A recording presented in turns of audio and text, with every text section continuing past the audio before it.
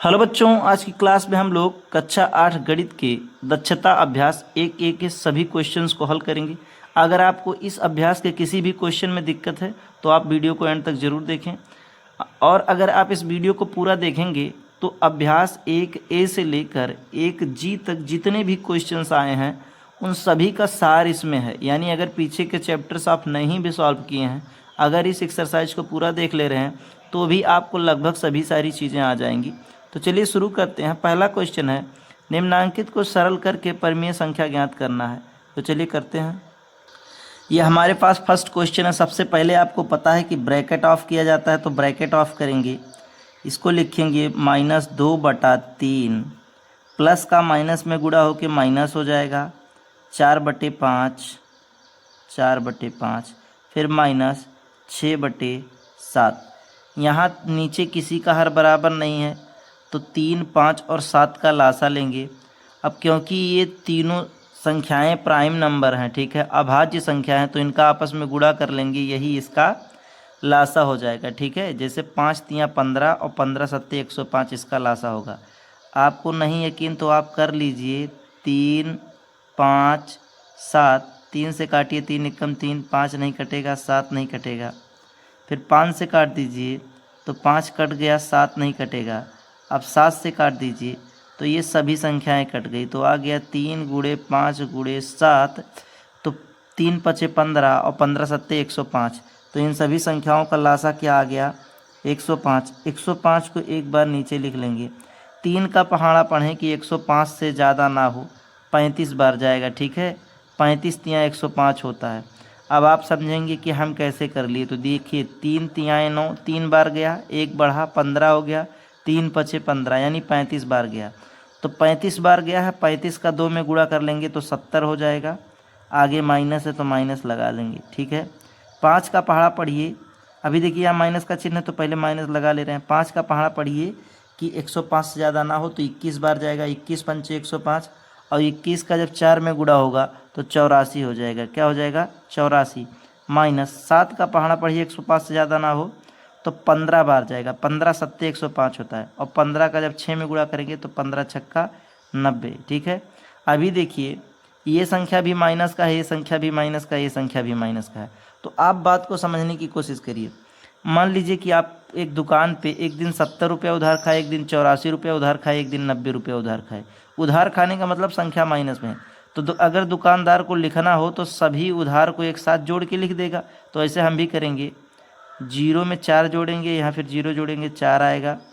9, 8, 17, 17, 5, 22, sorry 9, 8, 17, 17, 3, 20, 2 22, हाँ 17, 5, 22। ठीक है, तो ये हो गया 224 बटे में 105। ठीक है, यहाँ पर जरा सी गलती है बच्चों। 9, 8, 17, 17 में मैं 5 जोड़ दिया, 17 में 7 जोड़ना था। ठीक है, तो ये हो जाएगा 244। ठीक है, तो 244 बटे 105। तो पहले में देखिए हमको परिमेय संख्या मिल गया, यही है 244 बटे 105 परिमेय संख्या है। चलिए सेकंड क्वेश्चन सॉल्व करते हैं। सेकंड क्वेश्चन हमको मिला है, सबसे पहले ब्रैकेट को ऑफ करेंगे। तो इस सवाल को सॉल्व करने से पहले हम आपको कई बार बताएं कि अगर हर में माइनस हो तो उसे प्लस करते हैं। तो यहाँ सवाल में ऊपर नीचे हम लोग -1 बटा -1 से गुणा कर देंगे। क्या कर देंगे? -1 बटा -1 से गुणा कर देंगे। तो 2 का 1 में गुणा होगा तो ये हो जाएगा 2, प्लस का माइनस में गुणा होगा तो हो जाएगा माइनस, 3 का 1 में गुणा होगा तो हो जाएगा 3, माइनस का माइनस में गुणा होकर प्लस हो जाएगा, प्लस लिखेंगे नहीं। फिर प्लस 1/4 है, इसको ऐसे रहने देंगे, और यहाँ इधर भागा 2 है तो 2 के नीचे हम लोग 1 लिख सकते हैं। कोई भी संख्या अकेले लिखी हो, बटे में उसके नीचे 1 लिख सकते हैं। ठीक है, अभी क्या करेंगे, इसके अंदर की चीज़ को सॉल्व करेंगे। ठीक है, तो ये हो जाएगा 3 और 4, 3 और 4 का हम लोग लासा ले लेंगे क्योंकि यहाँ हर बराबर नहीं है। ठीक है, तो 3 और 4 का लासा आएगा 12, क्योंकि एक संख्या अभाज्य है और एक संख्या भाज्य है। तो जब एक संख्या अभाज्य होती है तो दोनों का गुणा कर लेते हैं, वही लासा होता है। जैसे 3 और 4 का हमको लासा निकालना है, तो 2 से काटेंगे 3 नहीं कटेगा, 2 दूना 4, फिर 2 से काटेंगे 3 नहीं कटेगा, 2 एक कम 2, फिर 3 से काटेंगे तो 3 एक कम 3, तो 2 × 2 × 3 यानी 2 दूना 4, 4 तियाँ 12, और वैसे भी 12 आता लासा। तो नीचे लिखेंगे 12, 3 का पहाड़ा पढ़िए 12 से ज़्यादा ना हो, 4 बार जाएगा, 3 चौक 12, और 4 का जब -2 से गुणा करेंगे तो -8 आएगा। 4 दूना 8 और प्लस का माइनस में गुणा होकर माइनस, फिर प्लस से प्लस लगाएंगे। 4 का पहाड़ा पढ़िए 12 से ज़्यादा ना हो, 3 बार जाएगा, 3 का 1 में गुणा करेंगे तो 3 हो जाएगा। ठीक है, अब ये चीज़ हो गया। यहाँ भागा 2/1 कर लेंगे। अब देखिए, एक दुकान है, आप 8 रुपया उधार खाए हैं, एक दिन जाके 3 रुपया जमा कर दिए, तो कितना रह गया? अभी दुकानदार के पास आप 5 रुपया अभी भी उधार हैं। ठीक है, ऐसे नहीं समझ पाए तो समझिए, बड़ी संख्या में से छोटी संख्या घटा दीजिए, बड़ी संख्या में से छोटी संख्या घटा दीजिए, और बड़ी संख्या के सामने जो चिन्ह है वही लगा दीजिए। तो 8 में से 3 गया 5, 8 के सामने माइनस है तो माइनस लगा दिए। अब यहाँ भागा है 2/1, अगर भागा के चिन्ह को हम गुणे का चिन्ह कर लें तो ये 1/2 हो जाएगा। आपको बताए हैं कि भाग के चिन्ह को अगर गुणे का चिन्ह कर लें तो वो पलट जाती है संख्या, यानी उसका रेसिप्रोकल हो जाता है। अगर 2/1 है तो 1/2 हो जाएगा। तो -5 का जब 1 में गुणा करेंगे तो -5 ही होगा, और 12 का जब 2 में गुणा करेंगे तो 24 आएगा, और यही हमारा परिमेय संख्या हो गया। थर्ड क्वेश्चन हमको मिला है। सबसे पहले इसमें भी ब्रैकेट को ऑफ करेंगे। तो इस सवाल को सॉल्व करने से पहले देखिए, यहाँ हर में माइनस है, तो ऊपर नीचे -1/-1 से गुणा कर देंगे। ठीक है, छोटे ब्रैकेट को हटा रहे हैं अभी। ये हो जाएगा 3/5, गुणे का चिन्ह है बीच में, गुणे का चिन्ह रखेंगे। 35 का जब 1 से गुणा करेंगे तो हो जाएगा 35। ठीक है, और प्लस का माइनस में गुणा होगा तो माइनस, यानी -35/12 का 1 में गुणा करेंगे तो 12, माइनस का माइनस में गुणा करेंगे तो प्लस, और यहाँ पर भाग का चिन्ह करके दिया 1/14, इसको ऐसे रहने देंगे। अभी हम कुछ नहीं किए हैं, केवल यहाँ हर में माइनस था, इसको प्लस करने के लिए ऊपर नीचे -1/-1 से गुणा कर दिए। 35 का 3 में गुणा करेंगे तो हो जाएगा 105, माइनस का माइनस में गुणा होकर प्लस हो जाएगा। 12 का 5 में करेंगे 12×5 = 60। इधर संख्या देखते हैं, भाग का चिन्ह है तो इधर गुणे का करेंगे तो 14/1 हो जाएगा। अभी देखिए कुछ कटने लायक है, तो 2 से कट जाएगा, ये 30 बार जाएगा, 2 तियाँ 6, 0 उतर जाएगा, ये 7 बार जाएगा। ठीक है, अच्छा इसके अलावा कटने लायक है, हाँ 5 से कटने लायक है। 5 दूना 10, 5 एकम 5, और इसको करेंगे तो 5 छक्का 30। ठीक है, अभी कटने लायक है, हाँ कटने लायक है, 3 से कटेगा, 3 दूना 6 और 3 सत्ते 21। तो ऊपर बचा 7 सत्ते 49 और नीचे 2 एकम 2। ठीक है, तो 49/2 आंसर आ गया। अगर आपको काटने में समस्या है तो आपको काटना सीखना पड़ेगा। मैं सिंपली क्या किया हूँ एक बार फिर से बता दे रहा हूँ। पहले मैं 2 से काटा हूँ तो यहाँ 30 हो गया है, और यहाँ 7 हो गया है। फिर मैं 5 से काटा हूँ तो 5 छक्का 30, और यहाँ काटा हूँ तो 5 दूना 10, 5 एकम 5। फिर मैं देखा कि अभी भी कटेगा, 3 से कट जाता तो 3 दूना 6 और 3 सत्ते 21। ऊपर 7 बचा है, 7 बचा है, 7 का 7 में गुणा करके 49, और नीचे 2 बचा है, 1 बचा है, 2 का 1 में गुणा करके 2। तो हमारे तीसरे का आंसर ये आ गया, तीसरा परिमेय संख्या ये है। चलिए चौथा देखते हैं। फोर्थ क्वेश्चन भी इजी है, देखिए कैसे है मैं बता रहा हूँ।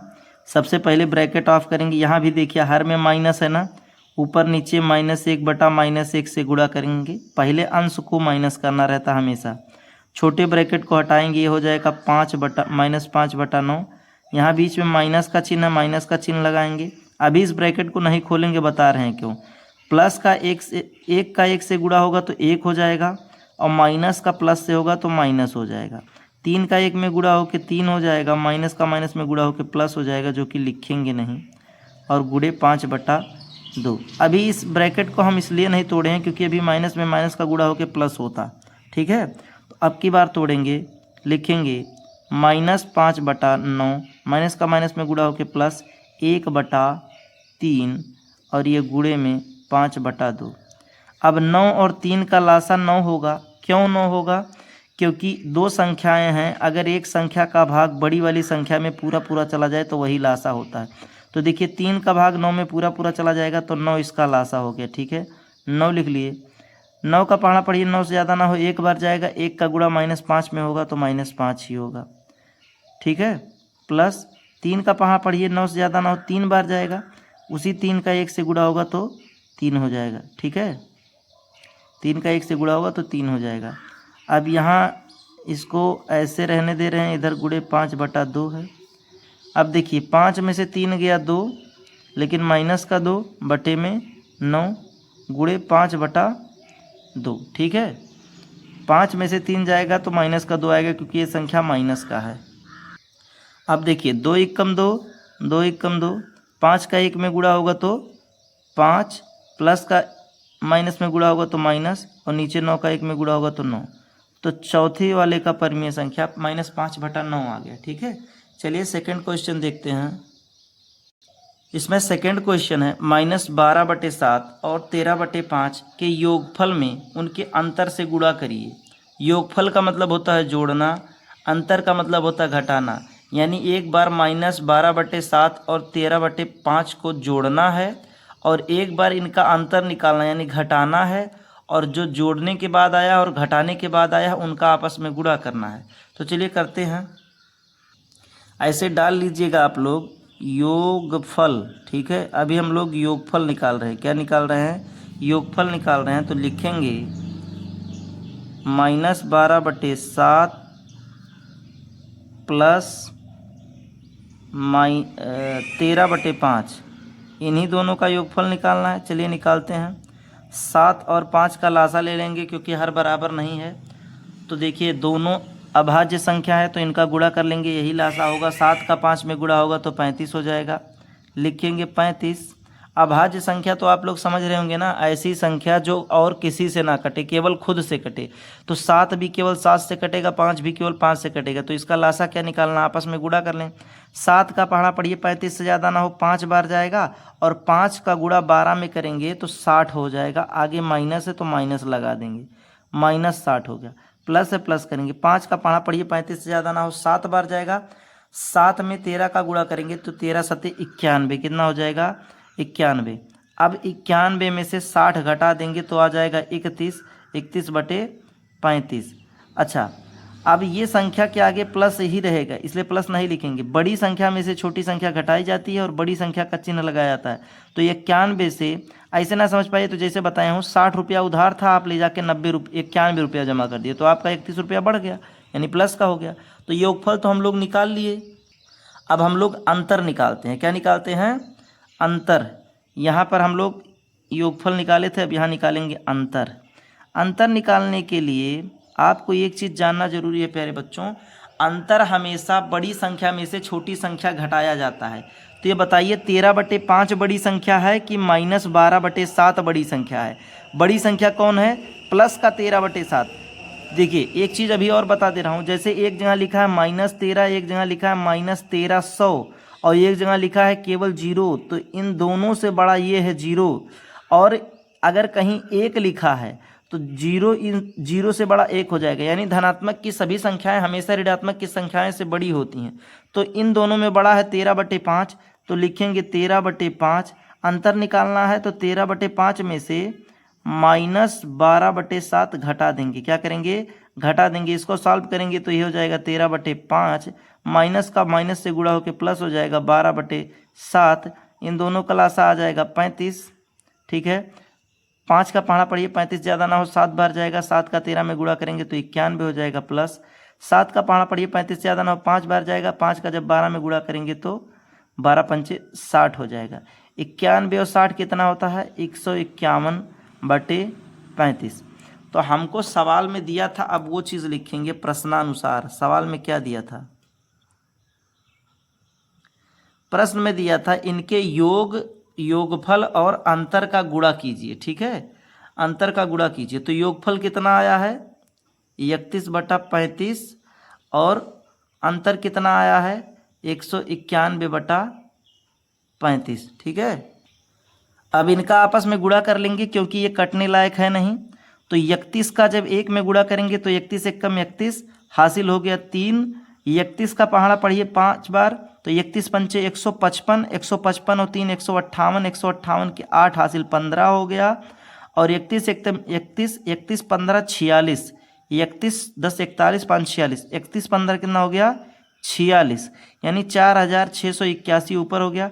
35 का 35 में गुणा करेंगे तो 35 का 35 में गुणा करिए। देखिए आपको स्क्वायर निकालना ना आता हो तो ये भी मैं सिखा दे रहा हूँ। ऐसी कोई संख्या हो जैसे 35 में 35 का गुणा का क्या मतलब होता है, 35 का स्क्वायर क्या होता है, 35 का स्क्वायर, तो स्क्वायर निकालना बहुत आसान होता है। जो लास्ट, अगर जिस संख्या के लास्ट में 5 है उसके लिए नियम बता रहा हूँ। 5 का स्क्वायर कर दीजिए, 25 लिख दीजिए, और ये जो 3 है इससे 1 अंक बढ़ा के गुणा कर दीजिए, 4 3 12, तो 1225 हो गया। क्या आ गया, 1225। तो ये हमारा सेकंड क्वेश्चन का आंसर आ गया। आपको ऐसे नहीं समझ में आया तो आप गुणा कर लेंगे तब भी हो जाएगा। अब चलिए सॉल्व करते हैं थर्ड क्वेश्चन।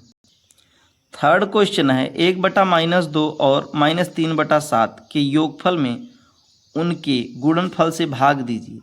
इसके योगफल में यानी योगफल निकाल के फिर इसका गुणनफल निकाल के उसमें भाग देना है, ठीक है। के योगफल में उनके गुणनफल से भाग देना है। चलिए करते हैं। तीसरे क्वेश्चन में पहले हम लोग निकालेंगे योगफल। क्या निकालेंगे, योगफल।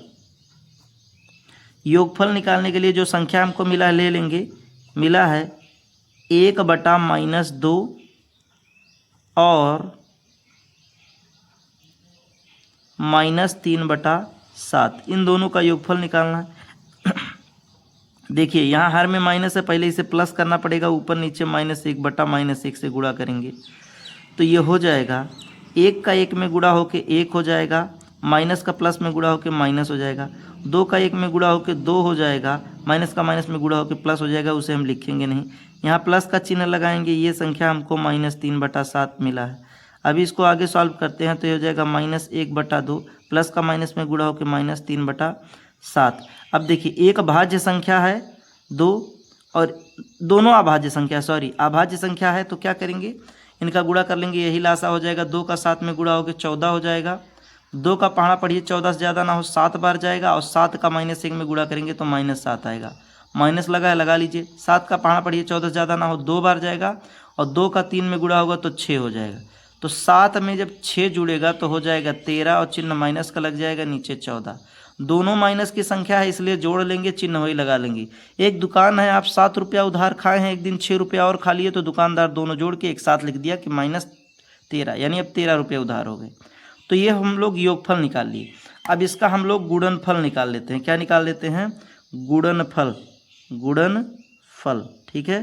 गुणनफल निकालने के लिए क्या करेंगे, हमको सवाल में मिला है 1/-2, ठीक है, गुणे -3/7, यही सवाल हमको मिला है। गुणा कर लेते हैं। 3 का 1 में गुणा करेंगे 3, और माइनस का प्लस में गुणा करेंगे माइनस, नीचे 7 का 2 में गुणा करेंगे 14, प्लस का माइनस में गुणा करेंगे माइनस, माइनस से माइनस कट गया, यानी गुणनफल आ गया 3/14। अब ध्यान से आप लोग क्वेश्चन सुनना। जो क्वेश्चन बोला था पहले डाल लेंगे प्रश्नानुसार। प्रश्नानुसार, प्रश्न में क्या कहा है, तो प्रश्न में कहा है कि इनके योगफल यानी 1/-2 और -3/7 के योगफल में, तो पहले योगफल लिख लेते हैं। योगफल कितना है, -13/14। योगफल में उनके गुणनफल से भाग दीजिए। गुणनफल क्या आया है, 3/14, तो यानी 3/14 से हमें भाग देना, 3/14 से हमें भाग देना है। कैसे देंगे, लिखेंगे -13/14, भाग का चिन्ह इसे गुणे का करेंगे तो संख्या पलट जाएगी, यानी ऊपर 14 हो जाएगा, नीचे 3 हो जाएगा। 14 से 14 कट गया, क्या बचा, 13 1 कम 13, यानी -13, और नीचे केवल 3, और यही हमारा आंसर हो गया, ठीक है। फोर्थ क्वेश्चन है, अपनी अभ्यास पुस्तिका में निम्नांकित कथनों के आगे सत्य असत्य अंकित कीजिए। कुछ पेज के पीछे क्वेश्चन दिए हैं, उसमें बताना कि कौन सा सत्य है कौन सा असत्य है। चलिए करते हैं। पहला प्रश्न है 1/a का गुणात्मक प्रतिलोम a है यदि a = 0 नहीं, तो यह कथन सत्य है। a और a का गुणात्मक प्रतिलोम 0 ही होगा, a ही होगा अगर a की जगह पे 0 ना हो। देखिए बता रहा हूँ, गुणात्मक प्रतिलोम क्या होता है, जैसे 1/a हमको दिया है, ठीक है, इसका गुणात्मक प्रतिलोम का मतलब होता है कि गुणा करने के बाद उत्तर 1 आए। तो इसमें अगर हम a से गुणा कर देंगे तो हमारा उत्तर 1 आ जाएगा, लेकिन कह रहा है कि a की जगह पे 0 ना हो। अगर a की जगह पे 0 हो गया तो 0 का जब इससे गुणा करेंगे तो 0 आ जाएगा, जबकि गुणात्मक प्रतिलोम का शर्त है कि आंसर हमेशा 1 आना चाहिए। तो 1/a का गुणात्मक प्रतिलोम a है, अगर a की जगह पे 0 नहीं है तो ये कथन सत्य है, ठीक है। अभी इसका दूसरा क्वेश्चन देखते हैं। सेकंड क्वेश्चन दिया है, ऋणात्मक परिमेय संख्या का योगात्मक प्रतिलोम धनात्मक परिमेय संख्या नहीं होता, तो यह कथन असत्य है, होता है। ऋणात्मक परिमेय संख्या का योगात्मक प्रतिलोम, जैसे एक ऋणात्मक परिमेय संख्या मैं यहाँ ले रहा हूँ, ऋणात्मक परिमेय संख्या -12, तो योगात्मक प्रतिलोम क्या होता है? योगात्मक प्रतिलोम में आंसर 0 आना चाहिए। क्या आना चाहिए? 0। तो अगर -12 में हम +12 जोड़ेंगे तभी तो 0 आएगा। तो कह रहा है कि ऋणात्मक परिमेय संख्या का योगात्मक प्रतिलोम धनात्मक नहीं होता, तो ये कथन असत्य है। ऋणात्मक का योगात्मक प्रतिलोम हमेशा धनात्मक होगा। तो दूसरा कथन आप लोग असत्य लगा लीजिए। चलिए तीसरा देखते हैं। तीसरा है 1 को 0 से भाग देना संभव नहीं है। ये सत्य है, 1 को 0 से भाग देना संभव नहीं है। देखिए अगर 1 लिखा है, इसमें हमको कोई कह दे कि 0 से भाग दो, तो ये संभव नहीं है, ये अपरिभाषित है, अपरिभाषित है। ठीक है, अपरिभाषित है।